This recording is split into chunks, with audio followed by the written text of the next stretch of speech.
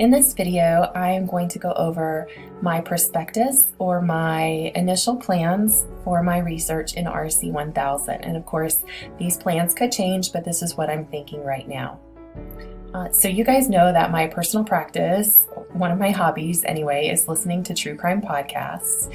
And you've already done some searching with me, so you know that I have taken true crime podcast, all three words, and put them in bunny ears or in quotation marks so that I would be searching them together. And you know some of the ideas that I have come across in those searches. At this point, I think what interests me the most is looking into the ethical considerations of making and or listening to true crime podcasts. Since this is something I like doing and I spend time doing, I want to check myself here and just make sure that my practice isn't hurting people, or if it is hurting people, how that pain can be mitigated. I don't know, this is just something that I feel like I should look into. At this point, I've come across at least 7 articles that I possibly could use to put together, or at least start putting together, my literature review. So in these 7 articles, I feel like I'm getting snippets of the conversation about the ethics of true crime podcasts. My first source is from Vulture, which you guys probably know is like an entertainment news site. And in the second paragraph right away, I noticed that there is an I.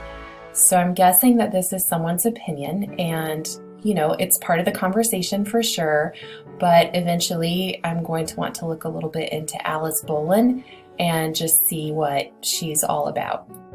This will help me know if she is credible enough to actually cite in my literature review. So my next source is from an organization that promotes solar power and solar energy, and so that's kind of interesting given my topic. This question, or the title, is phrased as a question which could be answered yes and no. And again, I noticed the I. So someone's opinion, I need to see how credible they are before I quote them. But as I look at this, they have a quote from the brother of the victim whose story is told in Serial. And that is definitely a quote that I might want to run down for my literature review. My next source also looks at Serial, so Serial might end up being a focus of my literature review. In this article, I see an I, but I also see that the I has consulted with media ethics experts. And so I am really curious to see what those folks have to say. And I feel like they are people I probably could quote. My next source is from The Week, which is a magazine that publishes opinions. So right off the bat, I know this is someone's perspective, and I'll of course keep that in mind. And if I see something I want to quote, that would be dependent upon how credible the author is. I've looked ahead in this particular article, and I know that one of her arguments is that true crime is insensitive to the families of victims. And that seems at this point to be a thread that could run through my literature review.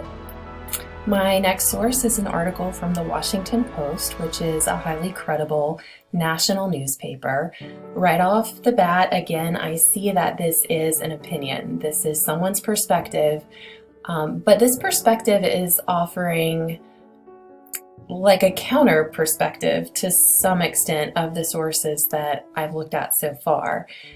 It seems to be acknowledging that true crime is exploitative, but seems to argue that that is worth it because true crime stories still make the world a better place. So I'm curious about that alternate perspective. My next article is from the New Republic, and it also is a magazine / website that publishes opinions and perspectives. Once again, I'm thinking about the author and how credible they are, especially if I'm interested in quoting. In scrolling through this article, though, I do see this statement that true crime feeds a recklessly limited worldview. one in which crime is everywhere when in fact murder rates have been falling for years, and also one in which most homicide victims are white women when in actuality they're Black men. So even though this is someone's opinion, I'm really interested in processing those ideas. If what I'm listening to is promoting misinformation and contributing to misperceptions, then I need to think about how much I want to be a part of that, and also how I might go about correcting that. My final source is a subreddit. I think it's actually where I started pretty much with all of my searching. And this is a post that's asking about what crosses the line with true crime podcasts. There's definitely some concern about how much description is used. There is a complaint about editorializing as opposed to just presenting the facts and letting readers decide for themselves. And then this is also interesting to me that the placement of advertisements and the choice of music could contribute to how tactful a podcast is. And while I don't think tactful and ethical are synonymous at all, the use of advertisements maybe gets into an ethical issue. I don't know. Maybe that's an aspect that I could look into as well as I really get my research underway. As an avid true crime podcast listener, I really don't bring a lot to the conversation about ethics already. What I do know for sure is that over the summer, I was listening to the podcast To Live and Die in LA, and I stopped listening to it, which is pretty extreme for me because I felt like the investigator was making the story about his career and not about the young woman who had been murdered and her family and her friends and the grief that they were going through. And I don't think I'm the only person who felt this way. I searched for that podcast in particular and the word ethic with an asterisk. And I found both a Reddit thread and a review that slammed the podcast for exactly the same reasons.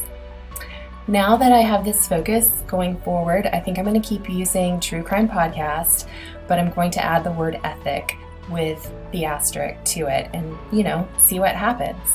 And in terms of my own research, I am thinking about doing interviews, largely with people who are here on campus. I have a colleague who was featured on a podcast about true crime. She has written a true crime book, so I think she would be a great resource to talk to.